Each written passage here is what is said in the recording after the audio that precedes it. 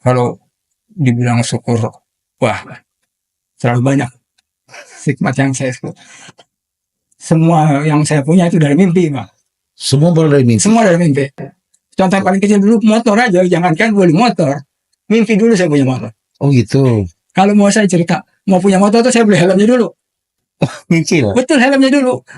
Orang tanya, nggak punya motor beli helm? Ya, saya mampunya beli helm.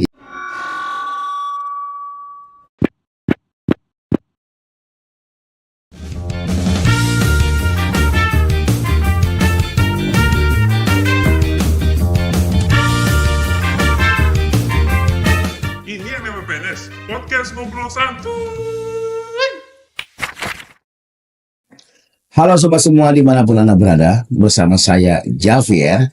Kita kembali di acara PNS Podcast Ngobrol Santuy. Sobat PNS, hari ini kita kedatangan narasumber yang sangat memberikan inspirasi hidup kita. Bagaimana kisahnya, awal mulanya, perjalanan hidupnya, sehingga menjadi seseorang yang sampai sekarang ini sukses di bidangnya. Kita tidak usah berlama-lama, langsung aja kita ke narasumber. Selamat datang Mas Erwin. Sehat ya? Alhamdulillah. Alhamdulillah. Sudah sarapan? Sudah semua? Mas Erwin, saya mau bertanya ini. Jadi, saya memang sudah ada kisi-kisi tentang kisah Mas Erwin. Saya mau coba mengeksplor kembali ya. Nanti bisa diberikan kepada teman-teman kita, PNS, baik dari usia yang muda sampai yang dewasa, tentang perjalanan hidup Mas Erwin. Ya, jadi bagaimana nih awal mula cerita hidup? Karena dapat informasi kita itu Mas Erwin itu awalnya sempat putus sekolah, betul ya? Betul. Nah, terus pada saat posisi keadaan itu yang sangat sulit, itu gimana sih awal ceritanya? Itu silakan dijelaskan. Ya. Assalamualaikum warahmatullahi wabarakatuh. Waalaikumsalam. Kalau di trace back ke belakang panjang sebetulnya. Iya. Saya itu anak keempat dari 6 bersaudara. 6 bersaudara ya? Iya, Oke. saya anak keempat, laki-laki, dari perempuan 2, laki 2, baru perempuan lagi 2. Iya. Nah, perjalanan pahit saya itu dimulai waktu bapak saya meninggal. Oke, iya. Iya, itu di usia sekitar 11 tahun lah. SMP kelas 1, baru masuk Oh, berarti SMP kelas 1 12 tahun. almarhumah meninggal. Iya, baru masuk sekitar sebulan sekolah tuh bapak meninggal. Itu sakit kah? Sakit. Oh, Sakit komplikasi. Oke. Iya. Nah, dari situlah perjalanan pahit itu Dimulai. Oke. Jadi dengan status ibu janda, 6 anak, Iya. tanpa penghasilan. Iya. Nah, kakak saya yang pertama kedua itu baru SMP, baru lulus. Oke. Jadi tidak bisa melanjutkan Iya. pendidikan. Iya. Saat itu kan pendidikan benar-benar mahal ya. Iya. Jadi kita nggak ada biaya. Nah, saya sempat juga putus sekolah Oh, di kelas berapa itu, Mas Erwin? pas SMP itu. Kelas 1 SMP. Itu Oke. sekolah satu. Iya. Nah, dari situ saya mulai gimana caranya bantu ibu supaya dapat buat kehidupan sehari-hari. Iya. Itu belum mikir sekolah tuh.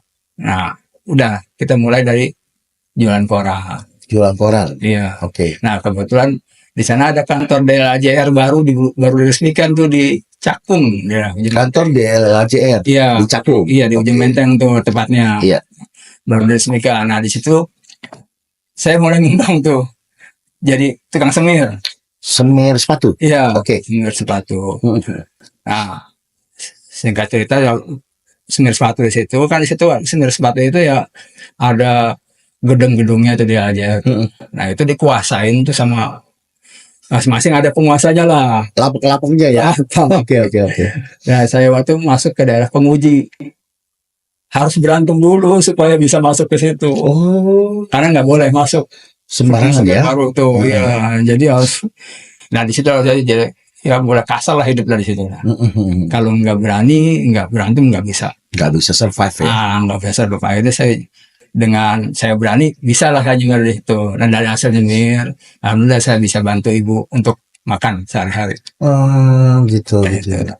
Masih belum kepikiran sekolah itu bikin nyari duit. Terus cari duit aja ya. Nyari duit. Nah, suatu saat, nah dimulailah itu ketemu Bapak Haji Suratman.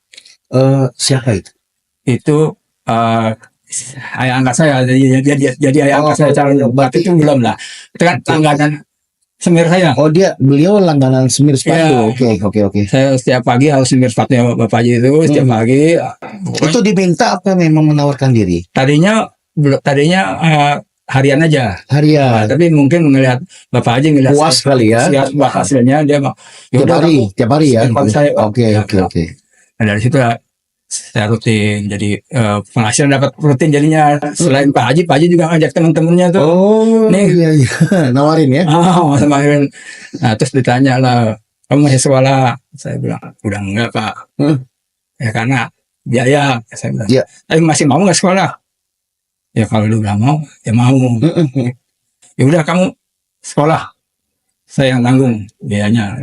Oh, beliau yang bicara seperti itu. Iya, belum jangan anak lah, pokoknya kamu sekolah aja gitu lah. Mau, tapi kalau bisa saya masih mau nyemir Pak. Kenapa? Untuk bantu orang tua. Oh, oke.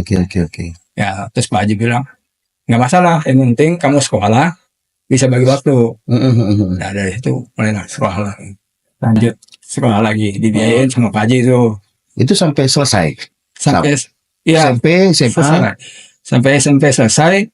Terus masuk SMA, sempat kan tinggal di sini di rumah Pak Haji itu, sempat diajak rumah Pak Haji tinggal di sana.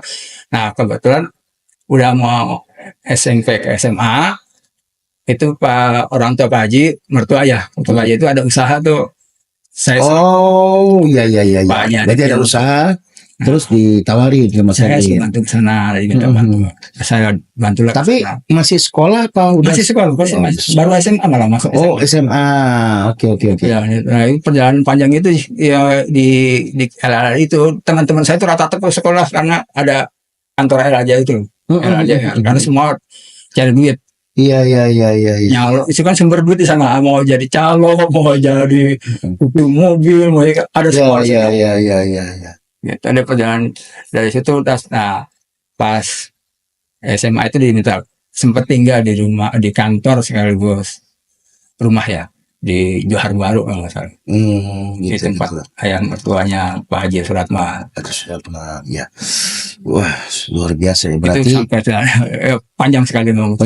Berarti memang sosok ayah angkatnya Mas ini ya yang membuka perubahan besar. Betul, sangat. Gitu. Berarti sampai sekarang masih berkomunikasi dengan beliau. Masih, alhamdulillah, masih silaturahim. Baik. Terus apa nih yang meyakinkan Mas Erwin ya? Kok mau disuruh sekolah lagi? Sedangkan saat itu lagi enak nyemir, lagi dapat ibaratnya customer banyak ya. Terus kok tiba-tiba mau mau sekolah lagi gitu loh? Apa yang meyakinkan Mas Erwin? Ya udahlah, ini kayak jalannya. Ibu saya. Nah, waktu Ibu Haji bilang mau biayain sekolah itu, langsung saya kan orang tua enggak. Oke. Bu, Erwin ada yang mau biayain sekolah, boleh enggak? Wah, siapa orang baik itu gitu? Ada, saya lah, masih terharu. Masya Allah ya. Boleh enggak? Boleh. Tapi benar enggak? Benar Bu, kata Pak Hajinya baik sama. Atas, kalau bisa kamu sekolah kan? Kalau kamu nggak sekolah, ke depan kamu jadi apa? Sekarang kamu bisa nyemir, bisa sehat. Nanti kalau udah sesuatu kantor sepi, banyak saingan, kamu nggak punya pendidikan. Sedangkan teman-teman saya berhenti semua sekolah, malah yang udah sekolah. Keenakan nyari duit. Saya begitu sama ibu. Ya udah, saya nurut ibu udah. Tapi dengan perjanjian saya tetap harus nyari duit buat bantu ibu tuh. Sekolah biayain, tapi di kantor tuh sama bapak sudah tanya pokoknya, kamu sekolah nggak? Sekolah apa? Jangan saya bolosin, nggak pakai saya nggak akan nyanyain. Percaya bapak.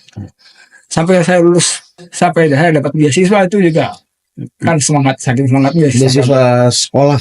nggak bayaran cepat Oke. tuh dia, Oke. karena motivasi Motivasi saya mau hidup ya. nggak mau bikin malu Pak Haji, Iya, gitu. Pak Haji, orang tua angkat ya. Alhamdulillah saya udah bisa, terus masih ke sana, masuk negeri, dapat negeri itu. Nah, bapak gitu, sama bapak juga masih ditanya kan sebelum kita suruh ke tempat-tempat tua apa aja itu, kamu gimana, mau tinggal di sini aja apa gimana Win? Saya nggak apa kalau di sini aja, saya bilang nggak apa-apa, saya kerja aja di tempat Pak bapak mertua bapak gitu. Saya kerja, jadi saya itu prinsip kayak gitu Pak, saya nggak mau cuma-cuma gitu. Iya, Asli, saya harus, Ngerti saya. harus ada yang saya keluarkan buat Iya. bayarnya gitu. Kalau sedangkan di sini saya nggak ada kerjaan Pak. Ya Pak Luta semua ada yang ngerjain kan, Iya. udah ada ART, ada yang nyuci mobil, ada tamannya, ada yang ngerjain. Saya itu nggak Iya. ada, saya itu nggak bisa begitu. Makanya akhirnya mohon maaf Pak, saya ya udah kerja aja di tempat. Akhirnya saya ke sana tuh ke Jarbaru, tapi sambil masih bantu di sini Iya. Pak Haji. Kalau boleh tahu, berarti ayah angkatnya Mas Erwin ini menyekolahkan sampai tingkat apa nih? SMA. SMA. Terus Mas Erwin ada melanjutkan kuliah kah atau apa? Setelah SMA ini saya kerja dulu, karena emang pikiran saya cuma satu, bantu ibu. Karena ada adik masih kecil-kecil.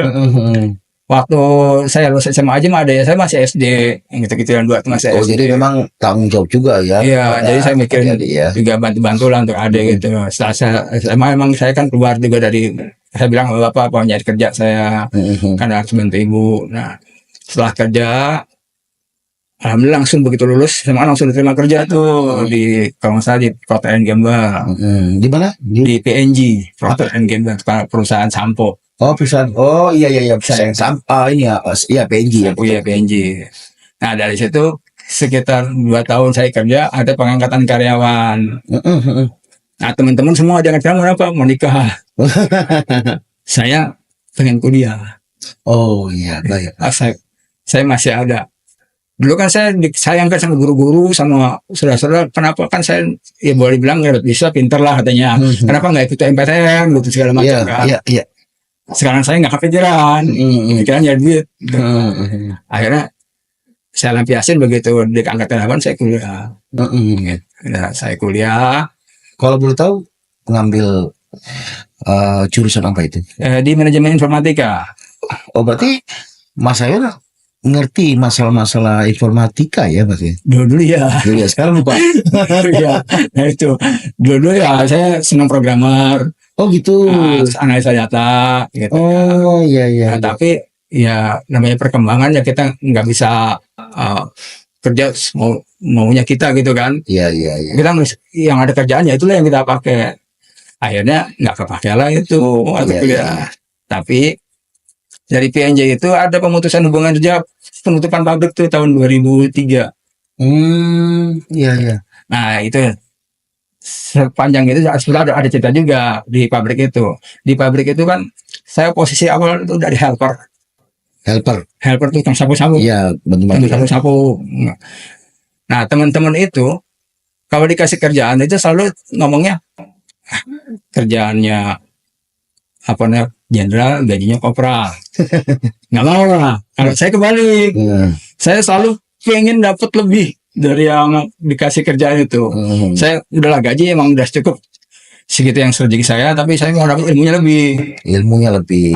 Jadi waktu jadi helper saya suka merhatiin operator kerja, membantu ya. Iya, bantu. Saya deketin terus operatornya supaya mau ngajarin saya. Iya.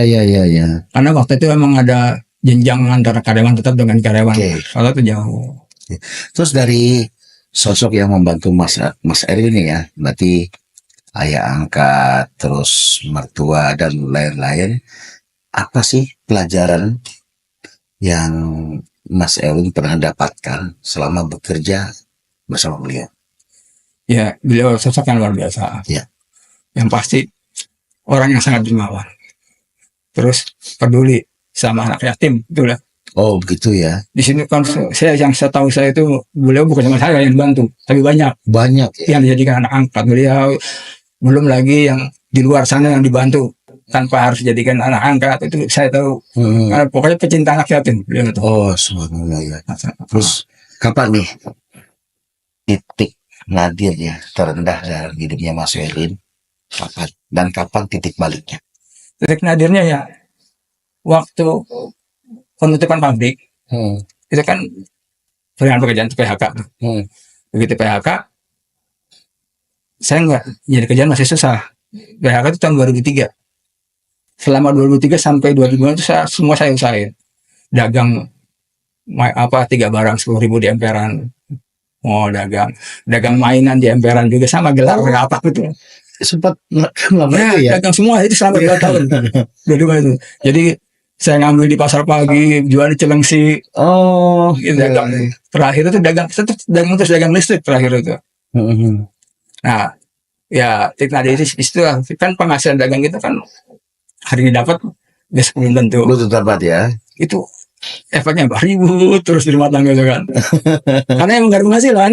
Gitu, gak ada penghasilan. Nah, dari situ coba saya kerja lagi ya gitu. Oke. Terus nih ya, jadi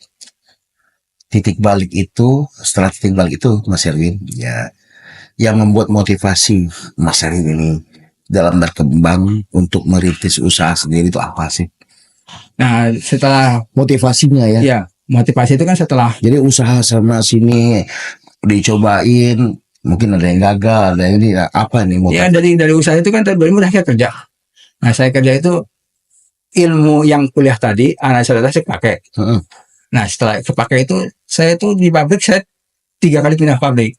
3 kali pindah pabrik. Perusahaan. Selalu saya itu betulin sistem yang efeknya itu PHK-in orang. Oh, gitu. Iya, jadi kalau saya bikin sistem di perusahaan misalnya ada sistemnya nggak bagus, yang mengakibatkan kerugian perusahaan ini, saya harus ngurangin cost saving, harus ngurangin sekian orang, selalu begitu, jadi nggak ada habisnya. Oh gitu. Tidak kesini perusahaan B sama. Nah, saya pikir saya kok PHK-in orang terus ya. Iya. Padahal saya dulu PHK. Iya. Akhirnya kayaknya saya udah nggak cocok kerja deh. Itu kayak nggak melawan hati nurani gitu loh. Kalau bos kan maunya begitu tercapai. Iya, betul. Kamu itu terus nggak ada habisnya. Akhirnya saya harus usaha apa ya gitu. Nah, sekarang usaha yang Mas Erwin sekarang geluti, yang saya dapat informasikan sekarang Mas Erwin ya alhamdulillah udah bisa dikatakan berhasil lah ya. Nah, apa yang sekarang Mas Erwin geluti ini? Saya itu Bisa dikasih tahu kan ke teman-teman? awal mulanya usaha itu kan saya resign dari perusahaan, kondisi istri itu hamil tua, nggak punya uang buat lahiran. Nah, kakak saya itu nantangin, katanya kamu pintar Win, bisa nggak kamu usaha tanpa modal? Usaha tanpa modal? Nah, nanti gitu Win. Saya bisa aja saya bilang, tapi gimana caranya pakai modalnya? Nah, dikasih tahu doang sama dikasih pintunya. Ini ada usaha bergerak di bidang restoran. Bisa tanpa modal kenapa? Karena kamu akan dapat duit DP dari. Oke. Nah, dari situ kayaknya bagus nih. Gitu. Saya mulai lah dari situ belajar yang suatu ilmu yang belum pernah saya ketahui. Saya pelajarin. Nah, dibedakan di bidang stainless. Stainless itu untuk keperluan horeca, hotel, resto, cafe. Dengan sistemnya ya tadi si customer akan kasih DP ke saya, saya belanjain itu. Nah, dari situ saya mulai usaha. Tapi ya biasa masih merangkaknya. Meraba-raba. Masih meraba-raba. Terus kan saya jadi dropper lah. Jadi orang beli saya beli ke orang. Oh, kayak maklar gitu kan. Iya. Nah, setelah berjalan lama, terus banyak komplain. Kalau dikomplain sama orang, saya komplain ke yang saya beli lama. Karena beli dari orang, kan gitu. Dan saya komplain ke dia lama itunya. Untuk sedangkan saya nggak bisa begitu. Akhirnya kenapa nggak saya buka sendiri aja? Nah, gitu. Kalau saya buka sendiri aja kan, kalau ada komplain saya jadi tahu ya kerjaannya kan. Nah, dari sekitar di tahun 2013 lah. Terus tantangannya apa nih Mas setelah punya mulai bisnis sendiri? Tantangannya ya kan ngambil barang, balik barang ternyata dikomplain, terus komplain balik lama gitu kan. Nah terus udahlah saya usaha sendiri aja dah. Ya mau nggak mau kan saya pasti capek. Nah ini tantangannya nih tantangannya apa, dan nilai-nilai yang diterapkan dalam bisnis. Pasti kan ada ya. Ya. Apa nih mesti saya terapkan setelah saya produksi sendiri? Apa itu, Mas? Kalau tantangannya jelas banyak sekali. Kompetitornya kan banyak. Oh iya. Sedangkan ibaratnya rotinya satu, yang mau makan yang banyak. Banyak. Tantangannya. Tapi saya ada prinsip yang dari kecil saya pegang selalu, bahwa komitmen dan tanggung jawab itu penting sekali. Jadi Komitmen dan tanggung jawab. jadi saya bilang, kita jual barang, yang bisa bikin barang ini banyak. Iya. Tapi kita harus punya value-nya. Value nilai tambahnya itu di mana? Iya. Supaya kita bisa bersaing dengan yang lain. Nah, itu yang saya terapkan sama yang kerja di saya, ya teman-teman kerja lah yang isinya, bahwa kualitas itu harus dijaga, sama pelayanan itu after sale-nya. Iya. Sama ya tadi komitmen ya, waktu misalnya kalau namanya restoran kan ada launchingnya, ada waktunya. Ya, ada waktunya. Kalau dibilang tanggal sekian selesai, Harus apapun yang terjadi harus kebut. selesai gitu. Ya. Itu yang saya pegang dari dulu itu. Akhirnya si customer ini percaya sama kita. Terus puas. Walaupun ada kompetitor yang lain, tapi karena udah puas sama kita. Iya. Ya, jadi yang kita pegang itu tanggung jawab sama komitmen. Ya, yang pasti kepercayaan orang itu penting, mahal gitu kan. Susah didapatkannya. Ya, udah dapat sesuai dan mempertahankan. Terus kalau boleh tahu, itu apa? Pabrik apa yang sekarang yang Sekarang sih bentuknya workshop aja. workshop ya? Tapi emang udah badan usaha. Udah, berarti udah mandiri sekali ya. Udah produksinya bisa dikasih tahu nggak sih? Apa mungkin nanti kan bisa teman-teman Produksi kita tuh emang spesialis stainless steel. stainless steel, Stainless steel apapun. stainless Saya steel. jangan disuruh bikin kapal. Oh, Jadi barang-barang di pabrik, kalau di pabrik kebetulan customer kita pabrik farmasi, iya. pabrik kosmetik, terus pabrik-pabrik yang hubungan dengan sterilisasi lah. Jadi dia peralatannya kan bisa steril tuh. Nah, itu harus dibuat oleh stainless. Nah, selain itu, kalau selain pabrik ya tadi mereka hotel, restoran, kafe, kan mereka kan dapurnya, terutama kitchen ya Pak ya. Dapurnya itu harus steril. Nah, itu terbuat dari stainless. Itu semua kita fabrikasi. Wah, luar biasa ya. Jadi nanti mudah-mudahan setelah acara podcast ini netizen yang lihat, insya Allah mudah-mudahan banyak hubungi ke Mas Erwin ya. Terus dari semua perjalanan Mas Erwin yang sudah lakukan ya, kayaknya warnanya banyak, rasanya banyak ya kayaknya ya. Sudah melakukan itu. Nah, hal apa saja sih Mas yang sudah sampai capai? Hal apa saja dan berhasil Mas Erwin syukuri selama hidup ini? Hal apa saja? Kalau dibilang syukur, wah, terlalu banyak hikmat yang saya syukur. Semua yang saya punya itu dari mimpi, Pak. Semua dari mimpi. Semua dari mimpi. Contoh paling kecil dulu, motor aja, jangankan beli motor, mimpi dulu saya punya motor. Oh gitu. Kalau mau saya cerita, mau punya motor tuh saya beli helmnya dulu. Mimpi lah. Betul, helmnya dulu. Orang tanya, nggak punya motor, beli helm. Iya, saya mampunya beli helm. Iya. Mampunya beli helm, tapi saya punya mimpi. Baru bisa beli motor. Punya rumah. Waktu masih kerja, saya waktu hasil uang paket saya beli tanah, tapi nggak punya rumah. Saya bayangin mimpi dulu punya rumah seperti ini. Mimpi dulu. Semua berawal dari mimpi. Semua dari mimpi dulu. Dan orang pasti nyinyirin. Lu kalau mau beli rumah kayak gitu punya duit berapa? Sekian ratus juta. Saya bilang, lo kan nggak bayar mimpi. Mimpi nggak bayar, suka-suka saya. Semua. Nah itu alhamdulillah bisa tercapai. Punya kendaraan, terus bisa menyekolahkan anak sampai kuliah, selesai kuliah. Alhamdulillah. Itu mimpi juga kan. Lu sayangnya jangankan kuliah, untuk sekolah aja kan saya harus dibantu juga oleh Pak Haji kan. Jadi Mas Erwin ini setelah saya dengar ya, hidupnya penuh dengan dinamika, sehingga pada saat tadi bicara Mas Erwin setelah punya anak, saya nggak mau anak saya kayak saya. Gitu. Nah, ini pelajaran ini sebenarnya ya. Jadi terutama buat generasi muda, nggak ada yang nama istilah mimpi di siang bolong. Jadi memang semua harus kerja keras, maksimal untuk mendapatkan yang terbaik Mas Erwin ya. Terus apakah ada penyesalan nih dalam hidup yang belum tercapai? Penyesalan dalam hidup yang belum tercapai dan diharapkan ke depannya yang berhasil apa? mimpi saya sebenarnya nggak terlalu muluk-muluk ya, bisa survive aja gitu udah bagus. Cuman memang penyesalan saya terbesar tuh waktu itu belum sempat membahagiakan orang tua, Iya, udah keburu meninggal. iya. Itu aja penyesalan. Nah, rencana emang kan saya juga mau hajiin yang almarhum. Almarhum, ya, ya, ya. Nah, rencana itu belum tercapai karena saya kan belum haji, jadinya belum bisa ngajiin Iya. orang tua. Iya, iya. Tapi kalau umrohnya insya Allah udah. Terus saya kepengen ikutin jejak ayah angkat saya, punya banyak anak yatim. Sekarang ini ya ada baru Beberapa. 2-4 orang lah yang bisa yang itu. Ya, Tapi saya alhamdulillah ya. pengen ikut jejak orang tua angkat saya yang senang anak yatim terus membantu. Gitu. Iya.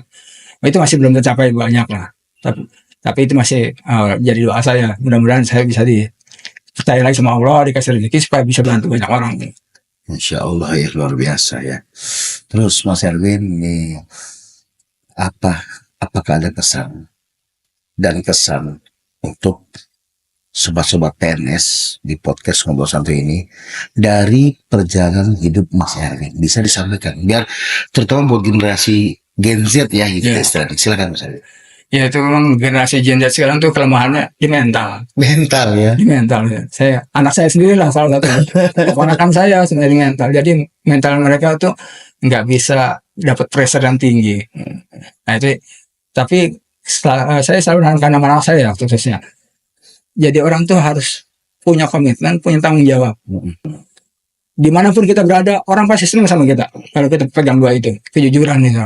Jujur dia komitmen itu orang senang. Dan nanti di dunia kerja juga kalau emang mau yang anak kerja mau kerja ini ya otak nomor 2 lah. Jadi etika di dalam dunia kerja dengan yang atasan dengan teman itu akan kita survive di kantor. Jadi anak sekarang tuh kebanyakan merasakan wah pintar-pintar jadi adabnya berkurang. Oh iya, betul. Itu kan jadi sama orang nggak usah jauh-jauh, anak saya sendiri begitu lah. Iya. Itu saya tanamkan terus. Ya dimanapun kita kalau kita jujur tanggung jawab komitmen pasti disukai orang. Iya. Nah, itu aja dia mau kita berhubungan kerja, mau berhubungan pertemanan, mau berhubungan apapun bentuknya kalau kita pegang itu disukai orang. Itu ya. Luar biasa. Jadi kalau bisa kita tarik kesimpulan pembicaraan ini, jadi bahagia itu bukan dari banyaknya harta. Ya. Bahagia itu bisa lihat dari bagaimana cara kita bersyukur. Dengan kita banyak bersyukur, kebahagiaan akan kita dapatkan. Percuma uang banyak kalau kita nggak bahagia. Nah, terus sama buat anak-anak sekarang, generasi sekarang, memang ini kisah inspiratif ini harus kita tanamkan. Gak gampang gitu loh, dari nothing ya jadi something itu nggak gampang, sulit. Belum tentu termasuk anak saya juga bisa survive kayak gitu, karena kan yang dia tahu kita sebagai orang tua cuma tinggal pak mau sekolah, pak mau les. Mereka nggak tahu kalau bapaknya dulu berdarah-darah, ya kan, nangis air mata, mungkin sampai kering ya maksudnya. Tapi ya alhamdulillah itu adalah perjalanan hidupnya. Jadi semoga kisah inspiratif ini bisa juga buat diri saya sendiri untuk sebagai belajar pedoman hidup, bisa buat sobat-sobat PNS, bisa buat generasi-generasi Z sampai saat ini. Baiklah sobat PNS dimanapun Anda berada, begitulah kisah inspiratif dari